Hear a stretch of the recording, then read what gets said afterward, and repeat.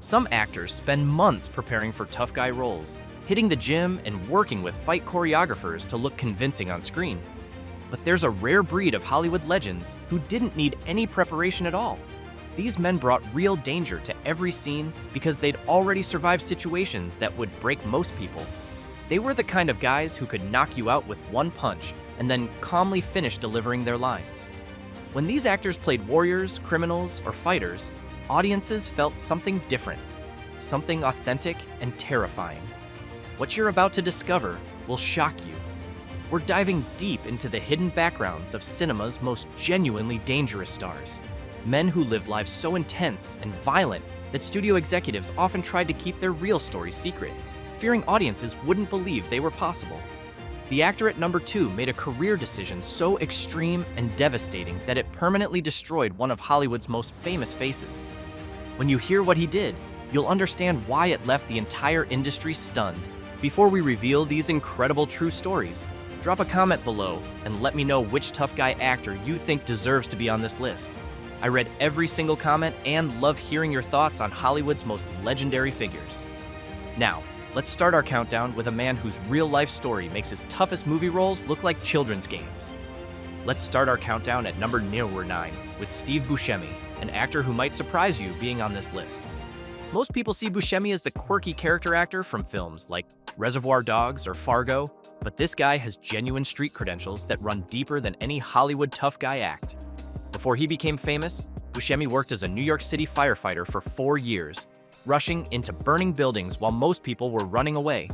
But here's where his real toughness showed. After the September 11th attacks, Buscemi quietly returned to his old fire station without any fanfare or media attention. He worked 12-hour shifts for weeks, helping with rescue and recovery efforts in the rubble of Ground Zero. No cameras, no publicity, just a man doing what he knew was right. But that's not even the most dangerous situation Buscemi has faced. In 2001, while hanging out with fellow actors, including Vince Vaughn at a North Carolina bar, a fight broke out. Instead of walking away like most celebrities would, Buscemi tried to play peacemaker. For his trouble, he was repeatedly stabbed by multiple attackers, suffering serious injuries that required surgery. The scars are still visible on his face today, but Buscemi never talks about the incident publicly. That's the mark of someone who's genuinely tough. They don't need to brag about surviving violence. Number 8 brings us to William Smith, a name that might not be familiar to younger viewers, but this man was the ultimate tough guy's tough guy in Hollywood. Standing 6'2" and weighing 230 pounds of solid muscle, Smith didn't just look intimidating, he was the real deal. While serving in the Air Force, Smith became the world arm wrestling champion in the 200-pound division, not once, but multiple times. He also claimed the Air Force weightlifting championship, proving his strength wasn't just for show. Smith made his living in Hollywood playing the villain who could believably destroy the hero, and directors loved him because his intimidating presence was completely authentic. In Any Which Way You Can, when Clint Eastwood's character had to face Smith in a bare-knuckle fight, even Eastwood looked genuinely concerned during filming. Smith held a black belt in multiple martial arts and could bench press over 300 pounds well into his 60s. Unlike modern action stars who rely on CGI and camera tricks, Smith's physical dominance was undeniable. When he grabbed someone on screen, they stayed grabbed. Coming in at number 7, we have Burt Reynolds, whose toughness came through pure athletic dominance and an almost reckless disregard for his own safety. Reynolds was a legitimate college football star at Florida State University, earning a scholarship and showing real potential to play professionally. His dreams ended when a devastating knee injury and car accident destroyed his sports career, but that competitive fire and physical toughness never left him. Throughout his Hollywood career, Reynolds insisted on doing most of his own stunts, treating his body like it was still that of a 20-year-old athlete. This approach caught up with him during the filming of City Heat, when he broke his tailbone so severely that the injury triggered a painkiller addiction that nearly destroyed his life. The break was so bad that false rumors of his death started circulating in Hollywood. Yet Reynolds kept pushing through decades of action roles, never losing that athletic intensity that made him a star. He once said that acting was just another form of competition, and he approached every role like he was trying to win a championship. Number 6 belongs to Bruce Lee, and while his name is legendary, the full extent of his real fighting ability often gets lost in the mythology. Lee wasn't just performing martial arts for the cameras. He was a legitimate fighting machine who revolutionized combat sports. He mastered Jeet Kune Do, a martial art he created by studying and combining techniques from boxing, wrestling, fencing, and multiple Eastern disciplines. Lee's physical capabilities were so extraordinary that they seemed almost superhuman. He could send a 300-pound heavy bag flying across a room with a single kick, generating so much force that gyms had to reinforce their equipment when Lee trained. His speed was so incredible that film cameras had to be adjusted to capture his movements properly. Directors would regularly ask Lee to slow down his punches and kicks so audiences could actually see them happening. Lee's famous 1-inch punch could knock a grown man backward several feet, demonstrating a level of power generation that defied physics. His death at 32 under mysterious circumstances only added to his legend, but Lee's impact on both martial arts and action cinema remains unmatched decades later. At number 5, we find Lee Marvin, a man whose toughness was forged in the deadliest proving ground imaginable, actual war. This wasn't method acting or research for a role. Marvin enlisted in the United States Marine Corps and served as a scout sniper in the Pacific Theater during World War II. Scout snipers were the elite of the elite, operating alone behind enemy lines with nothing but their skills and weapons to keep them alive. Marvin participated in 20 amphibious assault landings, some of the most dangerous operations in military history. During the brutal assault on Saipan, specifically the battle for Mount Tapochau, Marvin was struck by Japanese machine gun fire that severed the sciatic nerve in his lower back. Even wounded, he continued fighting until the position was secured. The injury left him with a permanent limp and constant pain for the rest of his life. When Marvin brought that authentic military bearing to films like The Dirty Dozen and Point Blank, audiences could sense something different about him. This wasn't an actor pretending to be a soldier. This was a combat veteran who had actually been there, done that, and survived. Number 4 takes us to Audie Murphy, who became one of Hollywood's most unlikely action stars despite standing just 5 foot 5 inches tall and weighing barely 140 pounds. Murphy's size actually worked against him initially. He was rejected by the Marines and the paratroopers for being too small. The regular army took him, and Murphy went on to become the most decorated American soldier in World War II history, earning every combat medal the United States could award. Murphy's most famous exploit sounds like something from a Hollywood script, except it actually happened. During the Battle of the Colmar Pocket in France, Murphy's unit was overrun by German forces. With his men wounded or dead around him, Murphy climbed onto a burning tank destroyer that was loaded with ammunition and could explode at any moment. For over an hour, he used the tank's machine gun to hold off an entire company of German infantry and tanks, killing or wounding 50 enemy soldiers. When he finally ran out of ammunition, Murphy organized the few surviving American soldiers and led a counterattack that drove the Germans back. When Murphy transitioned to Hollywood, directors didn't need to teach him how to handle weapons, how to look dangerous under pressure, or how to convey the 1,000-yard stare of a combat veteran. He'd lived it all. But Murphy's real battles weren't over when the war ended. He suffered from what we now know as PTSD, sleeping with a loaded pistol under his pillow and struggling with nightmares for years. His Hollywood fame couldn't quiet the demons from his war experiences. Number 3 brings us to Russell Crowe, an actor whose method approach to roles crosses the line into genuine dangerous territory. Crowe doesn't just play intense characters, he becomes them. And that transformation sometimes spills over into his real life in explosive ways.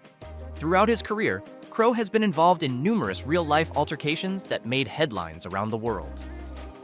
In 2005, Crowe was arrested for throwing a telephone at a hotel concierge who couldn't help him place a call to his wife in Australia. But that's just the tip of the iceberg. Crowe has been involved in bar fights in multiple countries, restaurant altercations, and confrontations with photographers and fans. His intensity isn't an act. It's a barely controlled aggression that can erupt without warning. During the filming of Gladiator, other actors and crew members admitted they were genuinely intimidated by Crowe's commitment to the role. He would stay in character between takes, treating everyone on set like they were actually in ancient Rome. That Oscar-winning performance wasn't just acting, it was controlled fury from a man who truly understands violence and knows how to channel it.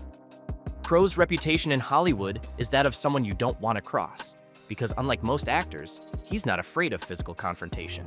Now we reach number 2, and this is where things get absolutely shocking. Mickey Rourke's story isn't just about toughness, It's about a decision so extreme and devastating that it literally destroyed one of the most handsome faces in Hollywood history.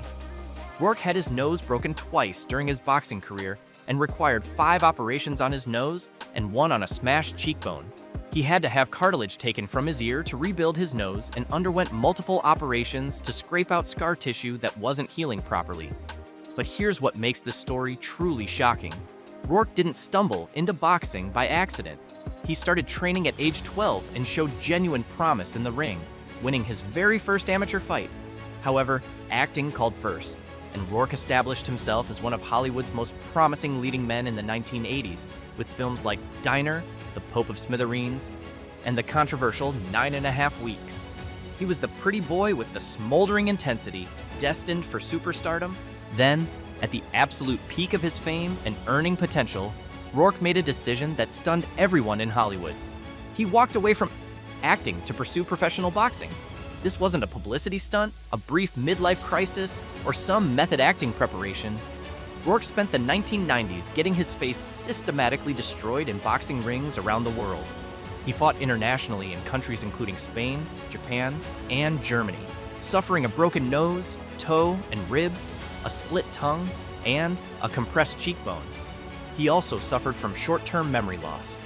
Rourke later admitted, "Most of it was to mend the mess of my face because of the boxing, but I went to the wrong guy to put my face back together."